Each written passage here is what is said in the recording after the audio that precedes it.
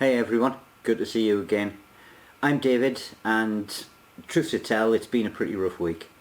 And when that happens, sometimes you just need to take your mind off and do something else. Get a quick win. So why don't we take a walk?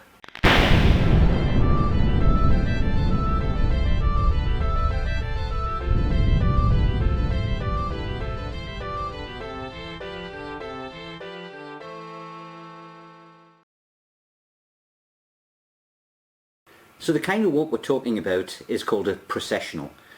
It's a raised ceremonial walkway, ancient British, Stone Age through to early Bronze Age, and it was used as a sort of pathway to somewhere of significance, whether or not it's a burial mound, a religious place.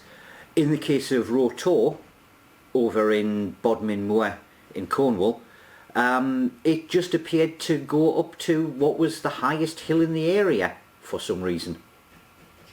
So let's give it a shot. So this should be a pretty simple build, to the point where rather than just do one, we're actually going to make a modular set. Now, it is essentially a prettified version of the basic hills that I showed you how to do in an earlier video. I'll leave a link to that up top. And what we need to do is get some material. Now, it doesn't have to be massively high. This is just some old scrap polystyrene. I'm going to be using that, but a couple of thicknesses of foam card would do exactly the same. First thing we need to do is mark things out. Now, for this set, what I am going to do is I'm going to make a couple of straights, a couple of curves, an entry ramp and an end piece for the end of the processional. Right, okay, let's just mark out some straights. Now, the reason why I've chosen that thick bit is because we would want it probably about 2 bases wide, which is about 5 centimeters. There, there, there, there.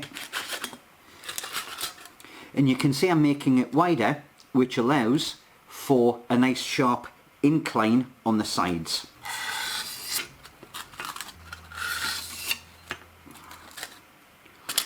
What I'm also going to do at this point is mark it out in 5 centimeter gradients and just put a dot on there, and that will become apparent why I'm doing that later on. I'll get on and mark the rest out. All the pieces carved out. Now we want a quick undercoat. We're going to do brown on the top because that's going to have grass flocking on, and it's going to be rock at the side, so we want a quick grey. I'll get on with that. Undercoat's on there, so obviously you can see how it's going to start turning out. But while that paint is drying, I thought I would take the opportunity to just do a little bit of special decoration for the business end. So what I have here is some Polymer Clay. Now this is the oven baked stuff. What I'm going to do is take a couple of pieces, sculpt it onto the end of some nails here, and these are going to be, well, mammoth tusks, and we'll just join them together in an archway. Get a bit of measurement because we want it to be larger than the size of the figures. Oh yeah, about 60 should do it. So get that off. And I'm putting it onto a nail just so that it'll stick into the polystyrene easier. Yeah, that's not going to go through the bottom. I'll get the other one done. That's the tusks baked. Nice and solid. I'll give them a paint job shortly. And as you can see, yeah, laid this out. It's not looking too bad. Next stage. And this is basically where we're just going to be prettying things up. I'll move that lot out of the way. So in here I have a mix of gravel. Just get some of that down. And this is just neat PVA, and we're going to go all around the sides with that. And I'm using neat because I want a good adhesion in the first instance, and then we're going to seal it later on. Alright, make sure we get it all the way up to the top, and then we just really press it down into that gravel so that it indents and it sticks, and work it all the way around the edges, just like that. I'll leave that one to dry and get on with the others. So these pieces are all nicely dry. One thing, obviously, because the glue can be a little bit messy, you may find that you get a little bit of sort of overhang. Just pick that off. Comes off easy enough, it's just glue, because you do want them to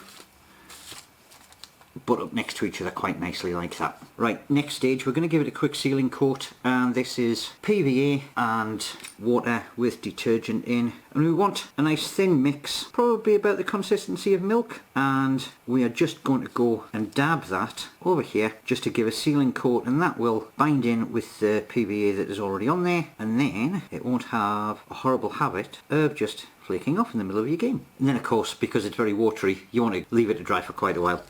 So, nicely dried and sealed. That's not going to go anywhere in a hurry. The next part is going to be starting to decorate this top part of the walkway. Now, can you remember back at the start where we did those marks, sort of 50mm long? Now, unfortunately, because I used a red pen and I've got brown paint over the top of it, I can see that it's not showing up correctly on the camera. So, to illustrate what I was talking about, or what I'm going to be doing, let's swap the piece. Now, we chose 50mm, so that basically it was 2 bases wide, 2 bases long. And by varying the decoration that we're using for the top, we give a hidden implied grid pattern for use with your miniatures. So, what we are now going to do is grab some small stones, and what we will do is we will use some stones upright at the 50mm marks, and then between them we'll just lay the rest flat. And to do that, I'm just going to use super glue. Yeah, just make sure I've got a decent bit on. Right, I'll crack on with getting the rest of this done, and I'll show you the results. So, as you can see, we've got the border stones for those causeways glued on and in place, and I've even attached the tusks for that archway at the end piece. These, when they were first constructed, would have been a dry stone construction, and then they would have put turbs on the top. So, the very final stage is going to be to put some grass on top, just to set it off. And for that we have got, I'll move some of these out of the way, we've got some very nicely watered down PVA with a good dash of detergent in there as well. Make sure you get a good covering in there and all the way up and kind of under the stones, and then just sprinkle some flock on top.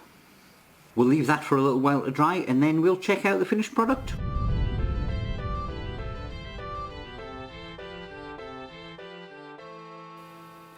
I am more than chuffed with this terrain set. Yes, it is imposing on the landscape, and I guess that was the very idea of why they did it all those years ago. It was something that could be seen for absolutely miles around, and it was a statement. We are here. As you can see, it fits into pretty much any terrain type. Plains, woodland. I guess this setup is going to be sort of East Anglian fens, which is well within the time frame that we're kind of talking about. Yes, I took some artistic license with it. Obviously, they would have been using local stone, so chances are it would all be the same kind of colour of material on those side pieces. I've used a mix just to make it pop that little bit more, and of course I've definitely gone down the fantasy route with that mammoth tusk end piece archway. Back in the day, if there was one, chances are they would have used timber or maybe stone, or maybe it was just left blank. Who knows? In terms of game mechanics, well, this is a religious walkway, so Any neutral priests that are on there, we're going to give a +1 to. Any non-neutral clergy, including paladins, they're going to be getting a -1. And because it is ancient Celtic, if you're a druid, you're getting +2. In terms of combat effect, well, anyone up top that is defending the sides, they are going to get a height bonus. They're going to get partial cover from those side stones. If you're attacking up it, well, let's face it, this landscape is going to come with its own problems just getting there. However, on the flat terrain, if you're coming up the sides, you're going to need a climb roll, and while you are coming up, you're not going to be getting any kind of dex bonus. If you have enjoyed this journey back through time, there are many more to come, so please hit like, subscribe if you are new, get notifications on it. There's not just going to be historical, there's going to be modern, there's going to be futuristic, there's going to be fantasy. There is loads more to explore. So, until next time, I'll see you.